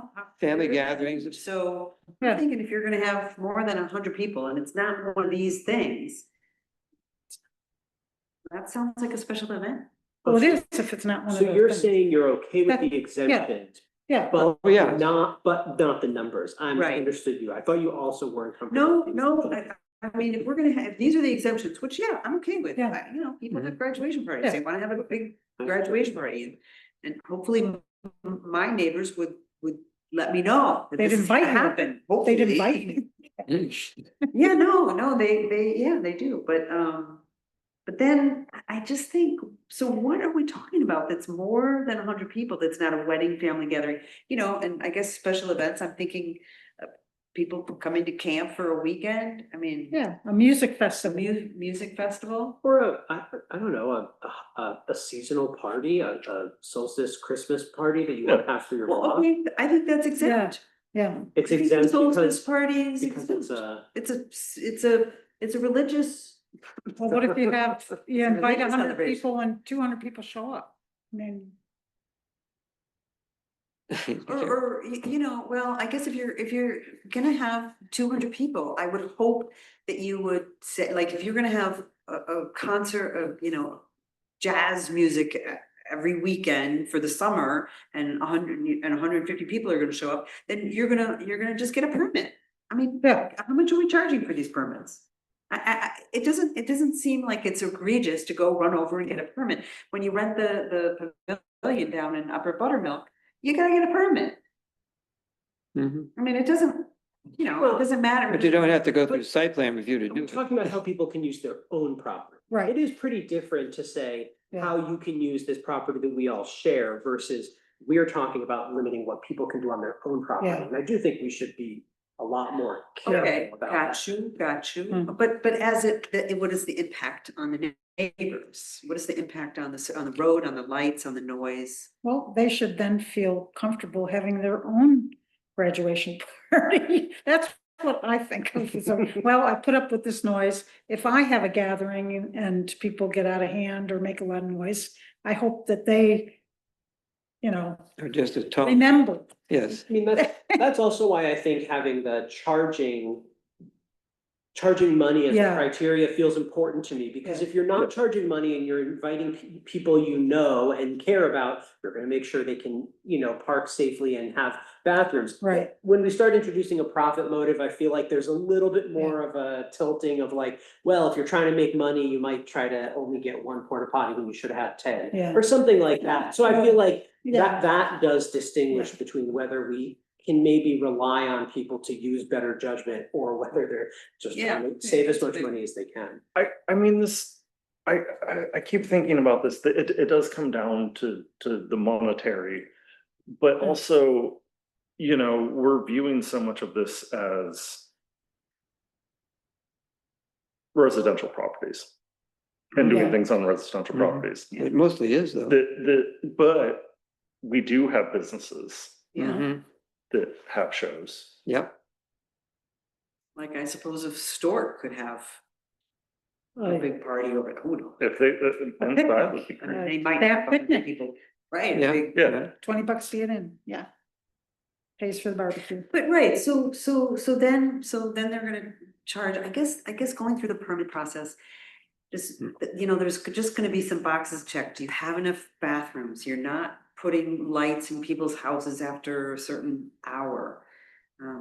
There's provisions for parking. You've thought of this, you've thought of that. That's all. That's hopefully, it's easy to get a permit. They don't have to go through, the Board of Zoning Appeals or anything, just, they're just having a special event.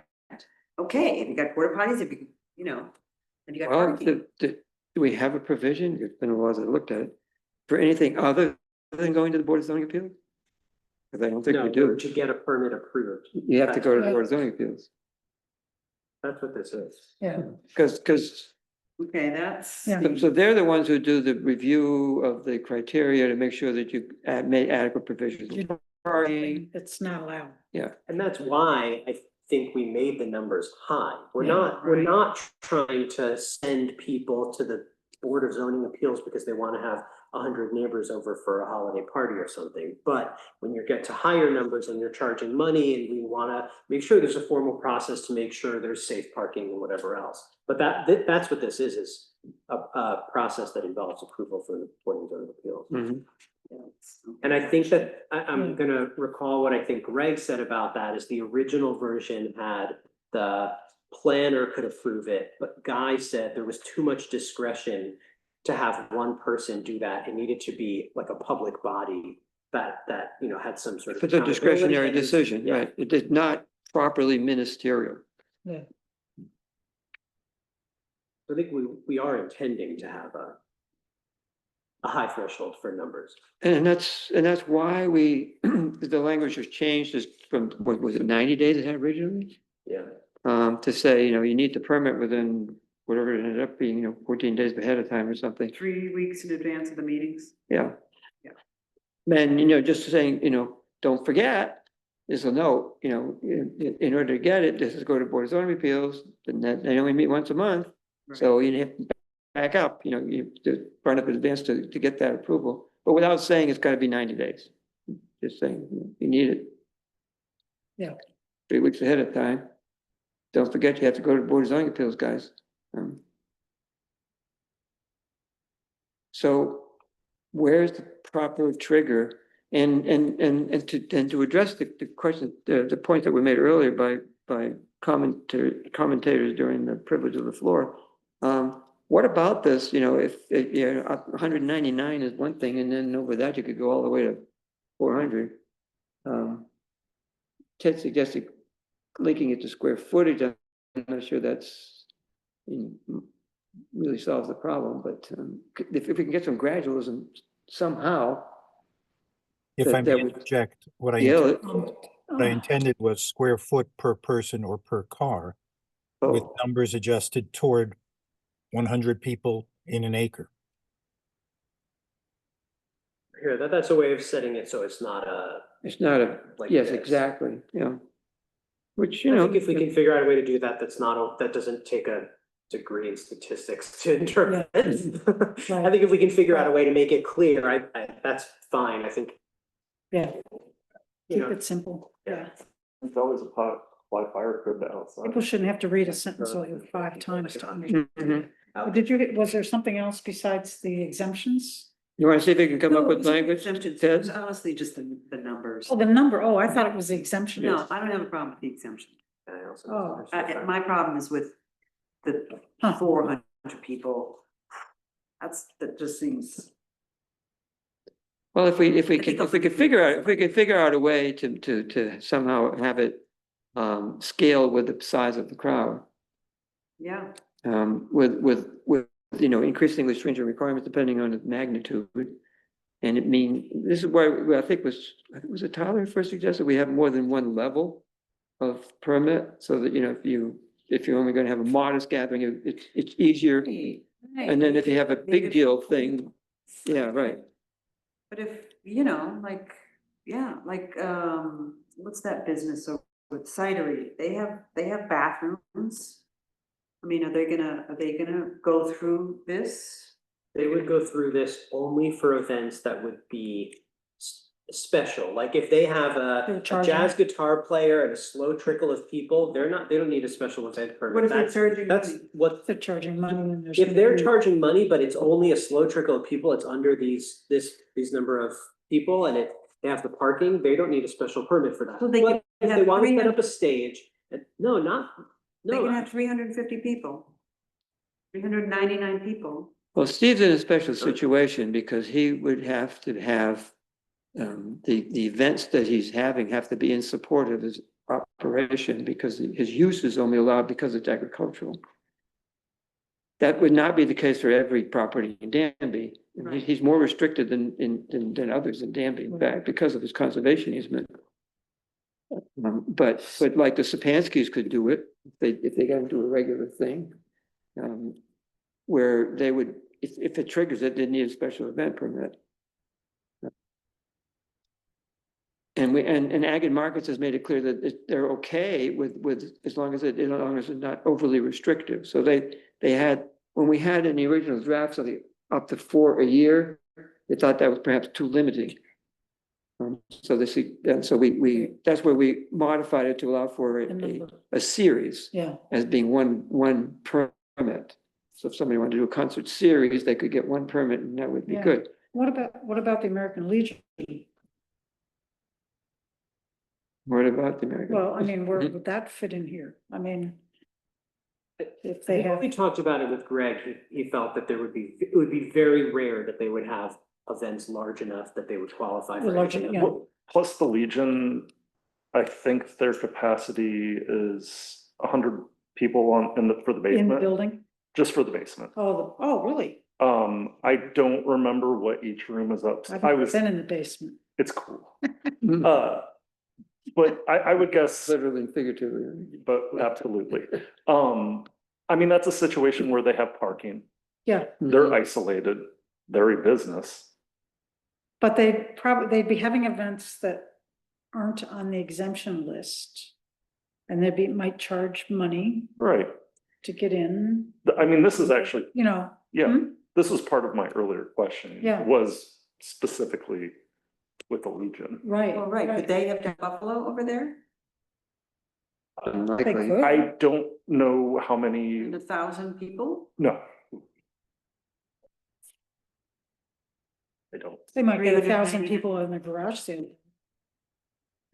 You had a garage sale with 1,000 people? No, I said they have a garage, once in a while, they do a garage sale. Oh, And they pull that many people? All at the same time? Not this. Oh, not at the same time. Yeah.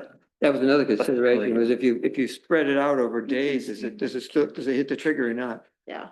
That's ambiguous in the language. When we've got something that occurs over several days, are you talking at any one time?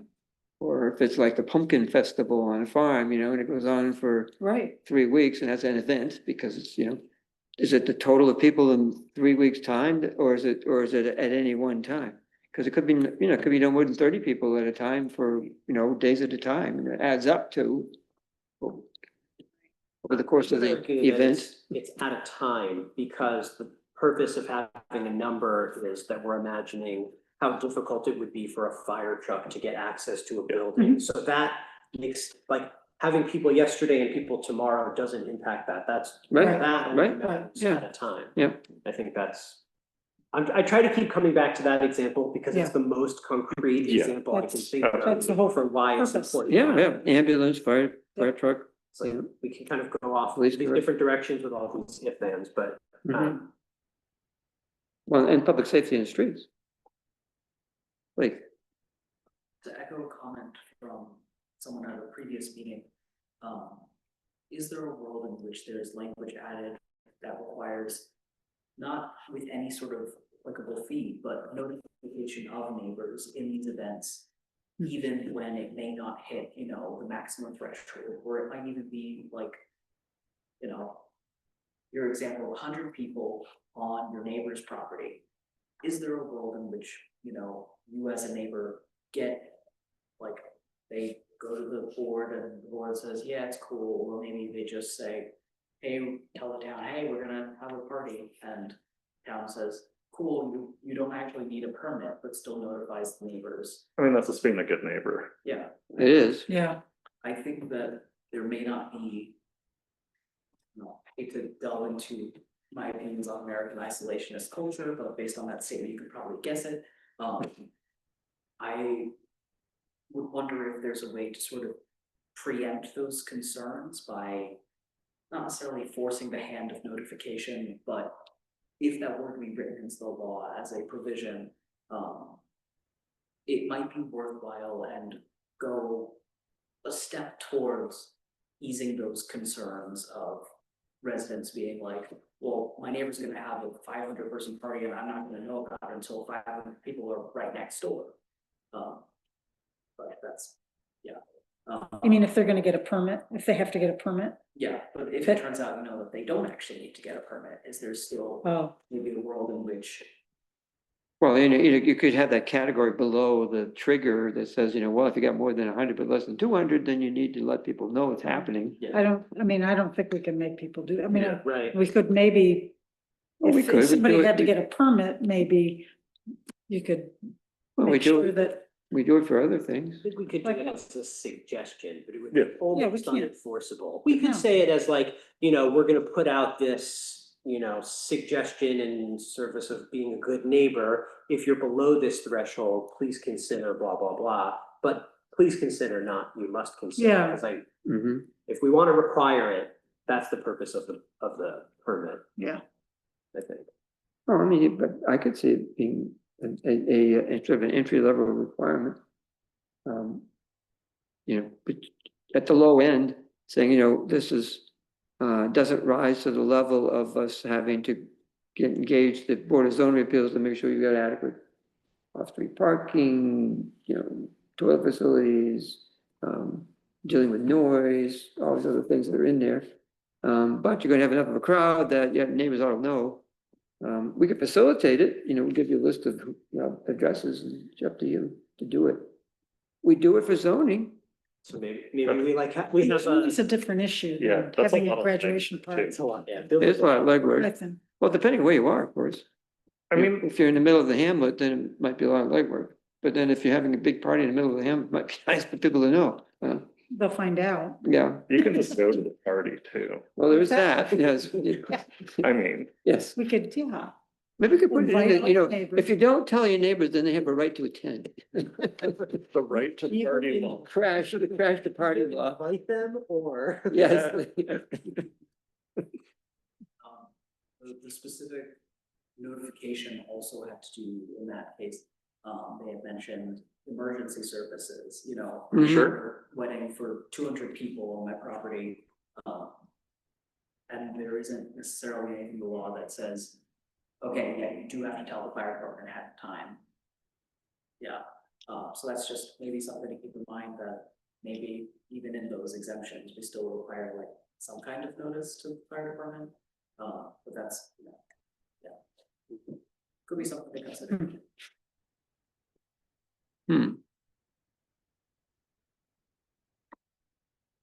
Also might not be necessary. Yeah, so where are we going with this is the question. I think We're we're having just a- having a discussion. Yeah. I know, but if we're gonna move from discussion to a proposal that we can work with, that we can put forth, Change. what do we want to change? That is what I'm getting at. I'd like to look at these numbers again and see if there's a smoother tier. Mm-hmm. And we can get from Ted, some his stab at trying to do something that scales rather than having jumps. Based on square footage per person or some such criteria. Yeah, that sounds,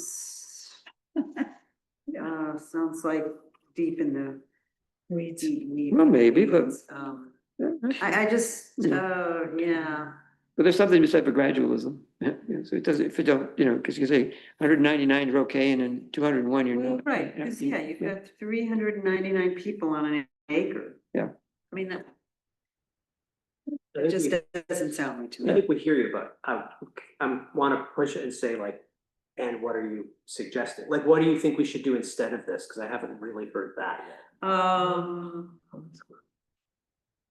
I think a special event, I could go with is more than 200 people or 75 vehicles on a property, period.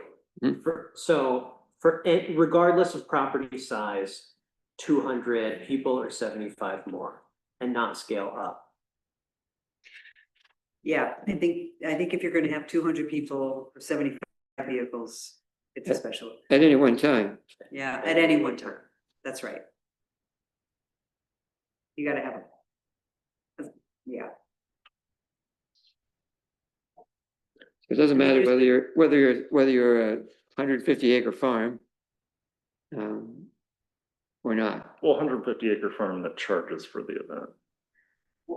Right, okay, so you're gonna have a tractor ride on Halloween, you know, Mhm. haunted thing. I'm just trying to think how, you know, that's gonna disperse the people, I guess, but still, for 200 people, I would want. At any I would one just time. want Mhm. somebody to say, have you got enough porta potties? Have you, you're not shining lights, because you're gonna need lighting. You know, do you have parking? Mhm. Have you notified the fire department, or I don't know how that works, but it seems to me if you're gonna have more than 100 people, you know, and is the BZA ready and willing to Well, I mean, these are presumably relatively rare events. Yeah, Right. I don't think they're gonna, I don't think they're gonna be inundated with applications. Right?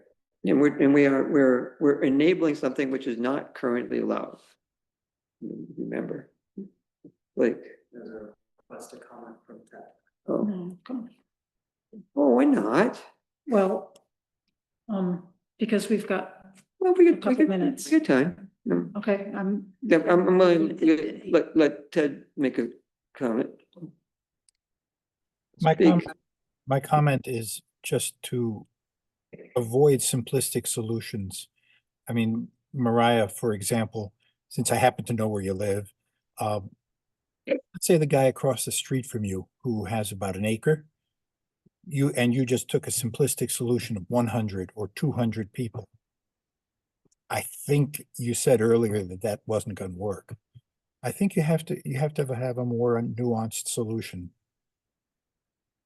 Oh, and I guess I should just add, you know, Rhonda gave you a long list of things that she thought were annoyances on South Danby Road.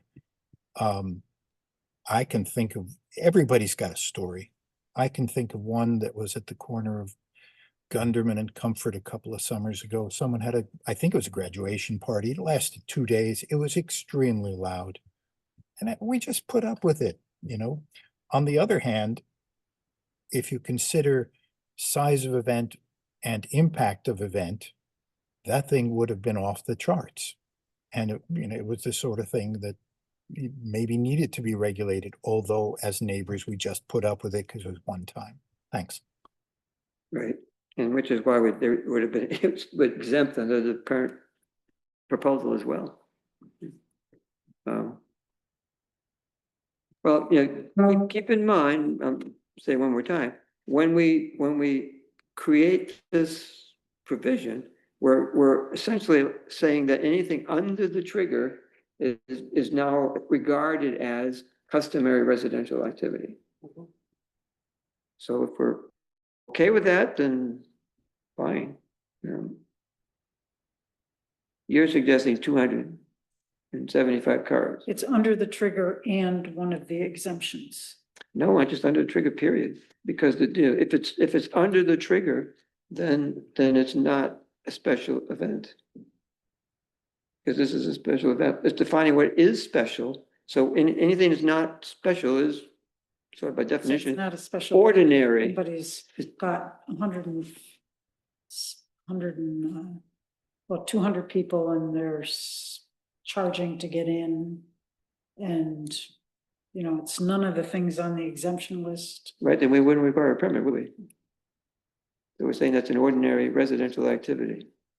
I think you can find Charging yourself money? on either end of the extreme I of thought like. charging that. money was, Well, no, it's the size And. and those other things. Yeah. So if you don't meet the size requirement, doesn't matter about the rest. It's not a special event and we're not limiting it.